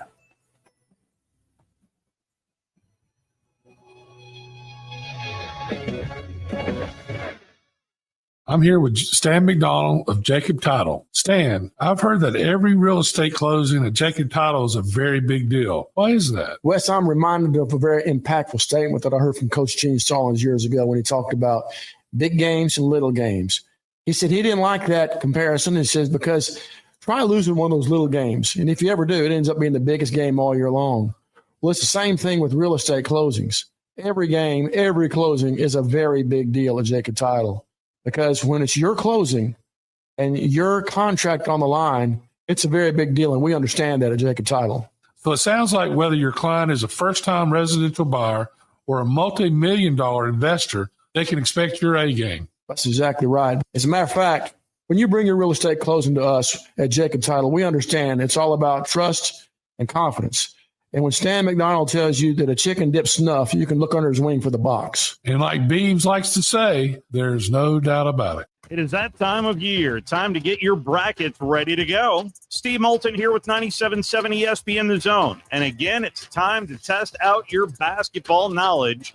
We are your home for March Madness, but also brackets as well. Simply sign up, head over to our website, 977ESPN.com, or our social media sites at 977ESPN on Twitter, Facebook, or Instagram. But head over to our website, and a link will be there for you to join in, 977ESPN.com. Our winner will get an overnight stay at the Lodge at Gunnersville State Park, a foursome at Cherokee Ridge, and $100 worth of food. We'll also have prizes for second and third place as well. It's our Bracket Challenge 2025 style. And head over to our website, 977ESPN.com, and sign up today. Yeah. I remember syrup sandwiches and crime allowances, finessing on them with some counterfeits, but now I'm counting this. Parmesan with my accountant lips, in fact I'm counting this. Some say with my boo, they taste like Kool-Aid for the analyst. Girl, I can buy your Westie girl with my base stuff. I know that it's good, but you say that on my taste buds. Now's your opportunity to get registered for the 97.7 ESPN The Zone Bracket Challenge. All you got to do is go to 977ESPN.com. It is right on the front of the page for you to click on. You like that graphic, Joe? That is a magnificent graphic. Yeah. My favorite part is the talent heating and air right there at the top. Yeah, it's nice. The guy juggling the basketballs. Yeah, that's really awesome. Had to do a little bit of graphic designing on that one. Took the wrenches out, put them in. They already approved of that, by the way, a few years ago. But either way, yes, get in on the bracket challenge right now or tomorrow. You got a little bit of time, but don't wait too long because you will forget it. And then you'll be upset that you didn't hop in and have an opportunity to win up to $600 worth of prizes at the end of it all. So Yep. So so that's your opportunity to go there. Make sure you've got tons of prizes that you're going to be able to win. Obviously, just go follow us on all of our social media feeds at any point in time. You're going to be able to see that. So you have all the way up until the first game tips off, and you will be good to go. Yeah, you definitely will. And before we get on with our next segment, I do want to remind you that this show is presented by the guys who do it best. Fleming Roofing and Restoration, the guys you need to talk to about all of your roofing needs. If you're having any roofing problems, make sure you look them up online at FlemingHSV.com to fill out your free quote today. And Joe, look, it's St. Patrick's Day, all right? Yeah. And a lot of people are going to need a little bit of luck when it comes down to this bracket. Yeah. And I know that we're not wearing green, but I did want to incorporate some sort of green into the show. Okay. So I wanted to first ask you. Sidebar. Okay. Sorry, sidebar. Before I lose this train of thought. Tomorrow, I say that at some point in time during the show tomorrow. Yeah. We need to give out our tips for how we make our bracket and the things that we absolutely pay attention to every single year. That's a great I idea. just now thought about that because there's one thing that I almost threw out just now that I thought, I was about to say it, but I'm going to hold off on it. Good. I'm going to hold off on it. So as people start to get their brackets made out, but now continue. Okay. It will help out actually to have some tips because you need more than just luck. You also need to go into a different universe and all that. Why are we going into multiverses? To get the actual you'll go back in time as well. I mean, it's just a whole convoluted mess. I stopped doing that back in '96. But regardless of that, we do need to get in a little bit of St. Patrick's Day stuff. And also, if you have a business or a company and you want to be a part of the madness, because we will have the entire thing on 97.7 ESPN The Zone, as well as Talk Radio WZZN 256-576-97.7. To get a part of it, just call and ask how you can. Joe, I want to talk about the best, maybe not the best, I just want to throw out some green uniforms that we've seen throughout the years in sports. I also wanted to ask you, what's the first thing you think of when you think green? I think of the river in Chicago. Ooh, it's the first thing I think of. I had a buddy that was still actually don't understand the holiday. Yes. Don't understand it at all. Not even going to act like I do. Yeah, they dye the river green. They do. They dye the cool. river green, and it's all natural. And eventually, it makes its way out because it kind of goes to Lake Michigan. Which, let's be honest, if Lake Michigan itself probably needs a little bit of help of some stuff to make it a little bit better. Instead of the green, they should just clean it. Yeah, but when I think of green, that's the first thing that I think of. Gotcha. Okay. Yeah. Interesting. Still don't understand the purpose of St. Patrick's Day, but other than that, continue. I'm thinking of the Shamrock Shake, because that thing is At absolutely McDonald's? amazing. Yeah. Yeah. At McDonald's, and it's also they got a Shamrock type of shake at Dutch Bros, which I don't know if you've ever been, but Dutch Bros is also something that offers a Shamrock Shake, which is an absolute delicacy. But I do want to get into this. All right. Green uniforms, green jerseys, green teams in sports. Let me just. What am I hearing talking? Just type in. Oh, that might be the Talk Radio channel behind me. I keep hearing the talking, and I'm looking at televisions, and I'm looking everywhere, and it's distracted me for like the last 20 minutes. That I can mute it. I don't know why it's gotten so amazing. loud, but Yeah, that would be amazing. Joe, what's the first team you think of in green? I'm trying to think now because I don't even like teams in green. Like I thought about this as you were asking the question. I was going, I don't even know a team in green that I would say that I like. You don't have to like them, but what's the first one that comes to your mind? What's the most notable green you've ever seen? No, for me, on a TV screen? For me, the thing I always think about are how the Chicago Bulls always wear green uniforms on this day. That is true. I do always think about that because they're definitely nowhere close to wearing anything green. But because of the way the city is, they always wear green uniforms. Well, that's funny because that does happen occasionally where you will have a team that is far from green, going green for the holiday. And another team to actually throw out on that note is the Cincinnati Reds back in the 70s actually wore. They did actually. They replaced the red with They green. absolutely did. And everybody felt like they were colorblind. Absolutely did. Jay actually in the chat says the Boston Celtics, which I think that honestly, if I had to pick a green team, it would probably be the Celtics. I got mistaken for a Celtic fan at one point in time when I was in Boston. I got interviewed by a television station because I was in Boston and my wife and I were walking outside of the TD Gardens, and the Celtics had just wrapped up the series against the 76ers. And the guy just came over. He's like, "Hey man, you mind if I ask you a few questions?" I was like, "Yeah, sure." Luckily, I'd been paying attention like before we went up there. And I start getting asked all these questions about like, "So are you excited about the next round?" I'm like, "Oh yeah, man, I'm extremely excited." Like I just started like trying to do a Boston accent. Like I was just let me get a bagel before I get out the Boston Celtics game. Guess what? We want New York. I'm telling you, just give me the York. No, I'm answering all these questions, and the whole time my wife is having to hold her laughter behind us because she's like, he's not even a Celtics fan, and they think he is. So he's having to answer these questions. Well, you're a Boston guy, though. I know. I love the Red like Sox. My son's named after Fenway Park. So, I mean, hey, why not? Will. Yeah. Well, we got a few more comments in the chat. One of them is obviously the Super Bowl winners, the Philadelphia Eagles. The other one's probably one of the less successful of the green teams in the form of the New York Jets. But Notre Dame comes to mind to a lot of people, even though I don't think we saw them wear green once this past season. Joe, do you consider the green for Notre Dame traditional? Do you think that's something that, you look at Notre Dame and you're like, green's a part of that colorway? Yeah. Yeah. Just because the whole Irish and the leprechaun and that. So, yeah, absolutely. I would say that. When do you think the first time they wore green was? Heck, I would say probably like 89. Okay. A little bit off. 26. Like 1926? 1926. Okay. I didn't think that. I thought you were about to say not as in like 2026. And the next year in 2 seasons will be the first time. Like, wait, what? Oops, I accidentally messed up this reality when I was trying to fix my bracket Sorry last about year. that. Didn't know. No, yeah, it was actually in a win over Penn State, and it was the first officially confirmed time that they wore green. Another team comes to mind in the Seattle Supersonics, which Brandon throws into the chat. Joe, I have no recollection of the Supersonics, I'll be honest with you. No, you weren't born. I mean, they moved, I want to say, when you were probably like 5 years old. I can't remember when exactly this were they around in 2005? Yeah, I want to say they were. Yeah. That's crazy. No, because was it 2005?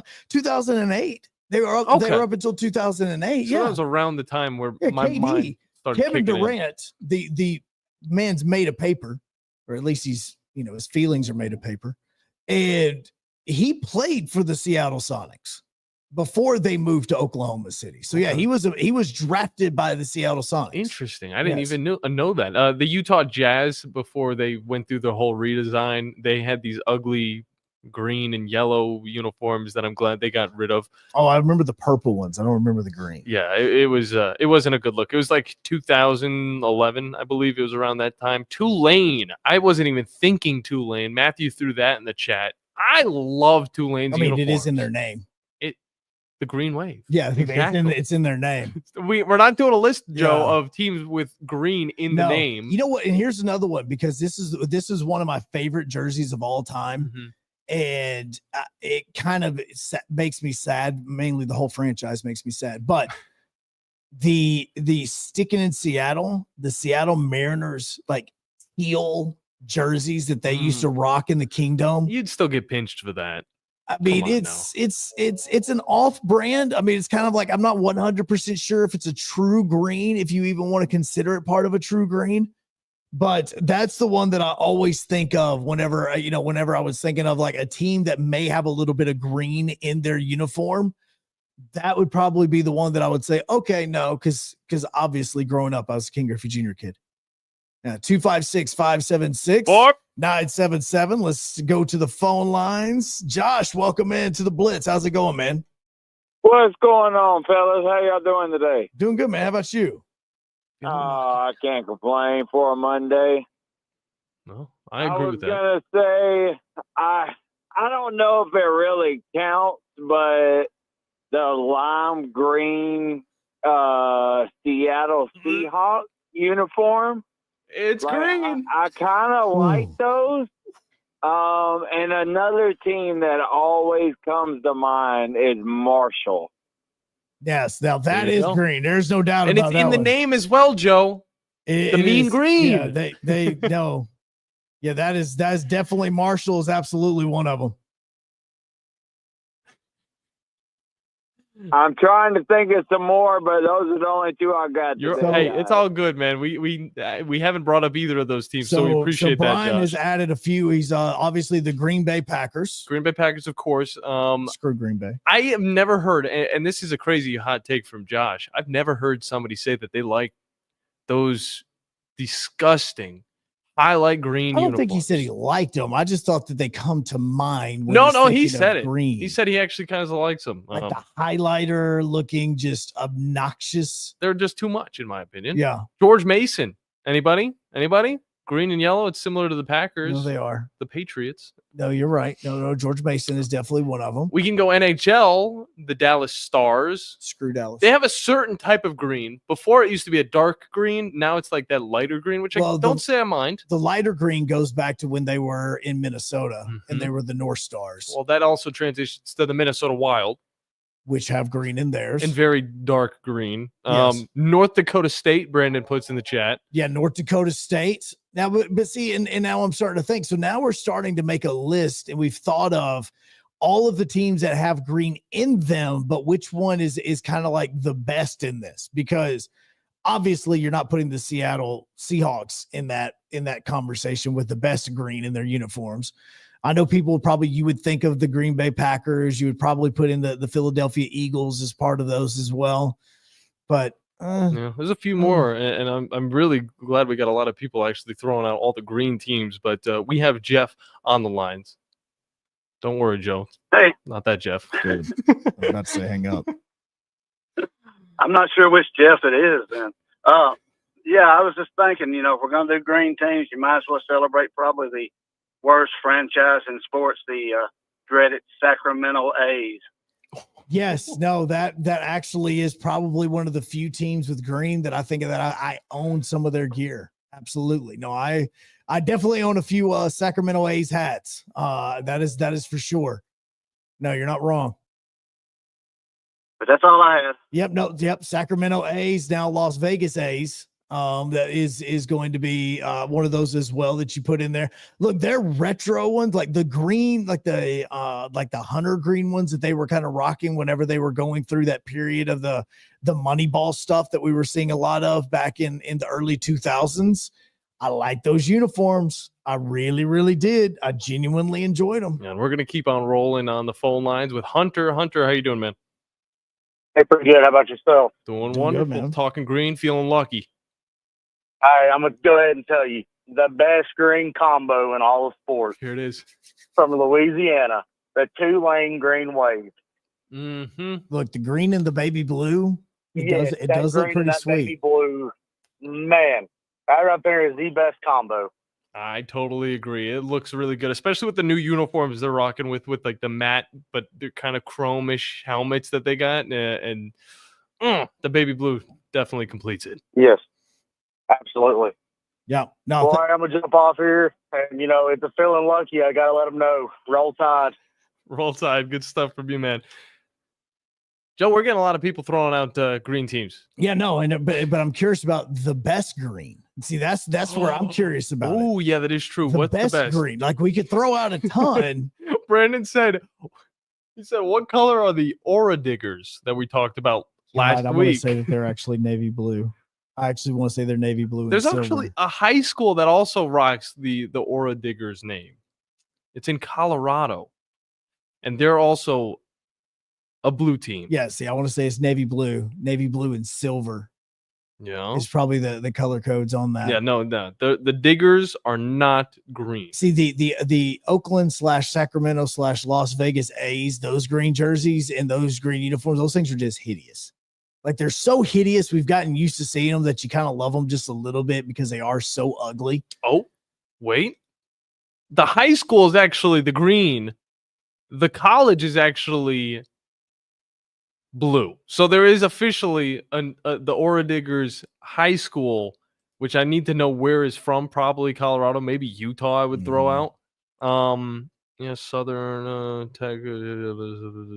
I have no idea. No, where that's they're good. That's located. awesome. So the other ones that you are paying attention to. So now it is the best green, because it's oddly enough, as somebody just brought up, the Seattle Seahawks in their green jerseys, it popped up on my X feed, which really kind of annoys me.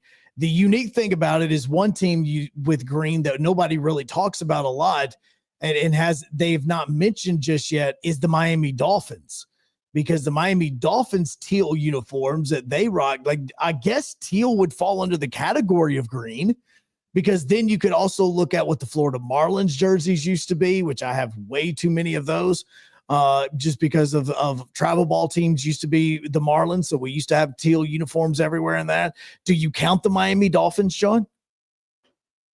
Because it's green, but it's teal. I think that one, you'd still get pinched for it. I feel like if you wear that, you're getting pinched for it. Unless we're talking about the OGs. Like, if we're talking about the OGs, that's a different story, because that's green. That's more green than I would say teal. But Doug has an interesting one for us. And, he's gone. And Doug is gone. He had an interesting We one. lost Doug. And I'll throw it at you, Joe. I think he might have just told me just to tell me. The Masters with the green jacket. Because technically that is a player, but you don't get it until afterwards. So can we even count that? No, I mean, you do count it as far as the jacket is concerned, because that is probably the best variation of green. Well, the Seattle Sounders are also one in the MLS. I mean, if we're going to go all the way, are we going to go obscure? Because I can go obscure. No, don't go obscure. Okay, so back in obscure. Let me get this one for you. Back in 1968, if we're going obscure, please don't, because I'm going obscure. Don't go obscure. Peggy phone call. Fleming You got a from phone the call. 1968 Winter Olympics. From Fleming Roofing and Restoration. It's not her. Oh, I didn't know. Like, you started saying Fleming, so I started kind of getting a little bit confused on that. And that's so he's bringing one up that I'm trying to think about. If Miss Fleming, not related to Fleming Roofing and Restoration, were to pop up with green, what would she be doing? What's that one football game where they're throwing the football up on the roof and it's got to get around like the heater pipe that sticks out? What in heaven's name are you talking about? If you know, put it in the chat. Why? Why are we getting interaction? I can't say that. Why are we getting a lot of good people giving us a phone call at 256-576-9777? Why is that happening? Hunter's back on with you. We do need to take a break here soon, but Joe, finish it up. Okay, no, yeah, Hunter, we're going to take a break and we're going to come back and we're going to rapid fire through these phone calls because we got a lot of people that are calling in. Let's give John a little opportunity to rebound on this as we continue on the Blitz 97.7 ESPN The Zone as well as WZZN TV. Mike Rowe here with a quick question. Have you noticed the musty smell in your home? I hope not, because damp smells mean that you could have a crawl space problem. That's where AFS comes in, a groundworks company. They can honestly assess your situation and create a plan to waterproof your crawl space and get to the root cause of the problem. Schedule your free inspection at afsrepair.com/row. And while you're there, check out my latest dirty job. It's a good one. Licensed in all states where work is performed. See website for details. Are you tired of power outages disrupting your life? It's time for a Generac standby generator from Current Electrical. Storms may rage outside, but inside your family's powered up. So why choose Current Electrical for your generator needs? 1, we offer a wide range of models to suit every budgeted energy requirement. 2, our project managers handle every step of the process: power, gas, permitting, and inspections. 3, our certified technicians install your generator with precision, ensuring peace of mind. Don't wait for the next blackout. Call 256-880-1880 or visit us online at jetsuperstore.com. Hey folks, this is Arthur Seaton, managing partner at University Kia, proudly saying roll tide and war eagle. Stop into University Kia today and shop one of the area's largest selection of new Kias, including Fortes, Seltos, Telluride, and Popular Carnival, and fully electric EV6. View all the great specials at universitykia.com and get pre-approved in minutes so you can drive home your new Kia you really want, because we want to see you in a University Kia. Hey there, Bob Baumhauer again. March Madness is here, and it's time to hoop it up at Baumhauer's Victory Grill with our Slam Dunk specials. It's nothing but net with a pound of our world-famous wings. Tip it off with our party-ready trays, including traditional wings, buttermilk fried chicken tenders, and hot lips, to name a few. Want a cold beer with those wings? How about $7.99 pitchers of Yingling served all day? 7 days a week. Break out those brackets and bring the gang to the best watch party place in town, Baumhauer's Victory Grill, the true king of wings. I'm here with Vice President of Mortgage from Bank of Frank Ewing, John Kendall. And John, if you're hearing this commercial right now and you're thinking of getting a new house, boy, oh boy, do you guys have a deal. We do. It's a grant. $25,000 if you're a veteran, $20,000 if you're not a veteran. This can be used for closing costs, down payments. Very simple. All you have to do is give Bank of Frank Ewing a call at 256-507-9180. And how long does this process take? Oh, it takes just a few minutes, maybe 15, 30 minutes on the phone. We'll send you a link and you fill that out in your own time. We'll approve you. Who would not want $25,000 for a new house? John Kendall, give them the phone number and online address one more time. 256-507-9180 or at bankoffrankewing.com. It's Bank of Frank Ewing giving you $25,000 for a new house. Bank of Frank Ewing in Hazel Green is an FDIC insured bank as well as an equal housing lender. NMLS number 446707. Atlanta Braves spring training is on from Florida, and this 2025 Brave squad is ready to get after it in Northport. And he waylays this thing way downtown. Swung on the fly ball, deep left center field, heading towards the gap, and it's down for a base hit. Acuna hits the bag at third. Here he comes, Michael Harris, taking no prisoners. It's a sweep. 97.7 ESPN The Zone. Rocket City? For air that's cool and clean, contact Sensa Green Heating, Cooling, and Insulation. Get HVAC smart with Professor Green and the expert team at sensagreen.com. Now offering up to $1,500 off any new Bryant system. Whatever it takes, Sensa Green has Huntsville covered. Remember, folks, with innovative, sensible green solutions, contact Sensa Green Heating, Cooling, and Insulation. We are your home for March Madness. Hit the corner. James, right corner three. Oh, it's a Tennessee Blitz. The Volunteers dominating the Creighton Blue Jays in the second half. We are 97.7 ESPN The Zone.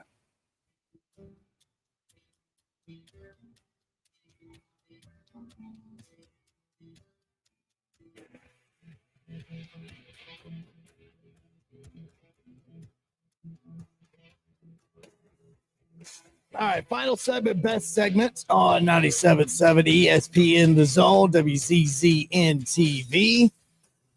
Joe Hunk, John Abraham. Also, do not forget that the 97.7 ESPN The Zone's Bracket Challenge is going on right now. So make sure you go to 977ESPN.com or go to any of our social media feeds to find the link there, where you have an opportunity to sign up and win. And we obviously always appreciate Talent Heating and Air for helping us out with that, as they sponsor the 97.7 ESPN The Zone Bracket Challenge. No doubt about that. We were talking green, and we're going to continue to talk green. But, Joe, I forgot.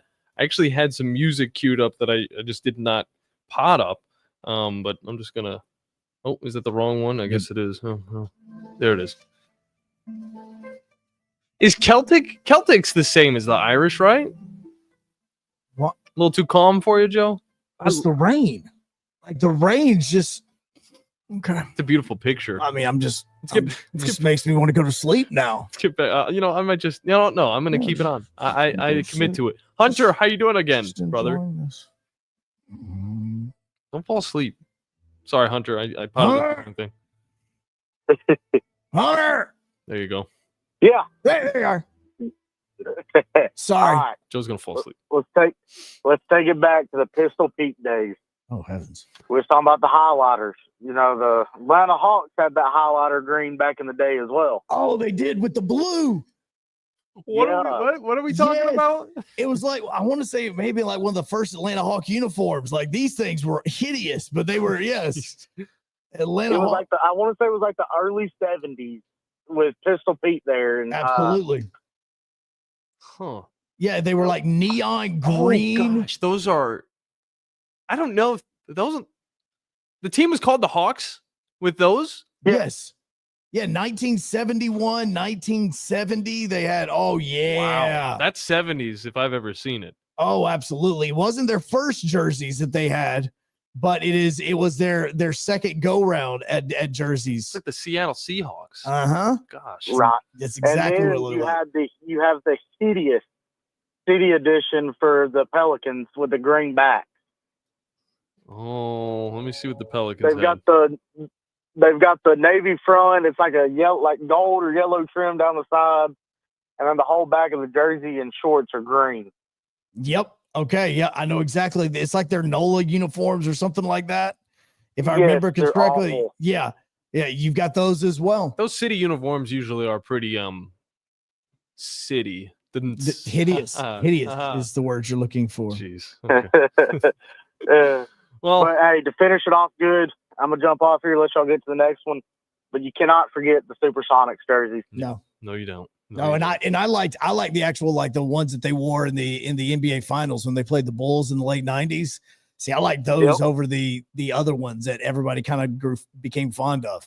I liked the like hunter green looking jerseys. Those I liked even more. Absolutely. Yeah. Well, we appreciate it, Hunter. But, that kind of ties in with it. It did. All righty, I'll holler at y'all. All right. Good stuff, man. And now on to Mac. How you doing, man? Hey, I'm good, guys. Real quick, I just overheard the other caller talking about Pistol Pete. I've got the Pistol Pete jersey hanging up in my basement. I've got the sneakers that go with it, the Adidas sneakers. Oh, my And I've got a poster, a 3x2 poster of that. So love that blue and green Atlanta Hawks jersey from like 1971 or 2. That's sick, Mac. You have to, if you have Twitter or Facebook, you got to throw that at us. Oh, heavens. Over on Just that 97.7. hair of I gotta- Pistol I'm going to Pete. give you. But look on Google search and look at a sport magazine, a magazine that went away probably before you were born, Okay. 1990, 2000 time frame. Pete Maravich is wearing that jersey on one of the covers, so it's All really right. great. Oh, we appreciate you getting in here, Mac. Good Yeah, stuff. thanks for that, Matt. We appreciate it. These Hawks uniforms were so hideous. Well, they're I mean, they no, are. a lot of people say stuff was hideous in the back of the day, but you No, know what? but I that's what love I'm the saying. Islanders uniforms. We're out of here, by the way, Joe. Oh, peace out. See you in 22 hours. Normally, when you call a roofing company, all you hear is you need a new roof. Not when you Fleming Roofing and Restoration. Since 1965, the folks at Fleming have been focused on what you need, whether it's an easy repair or a full roof replacement, commercial or residential. And when it comes to storm damage, you want Fleming on your side. They know all the ins and outs of insurance claims and will guide you through the entire process. Log on FlemingHSV.com and book your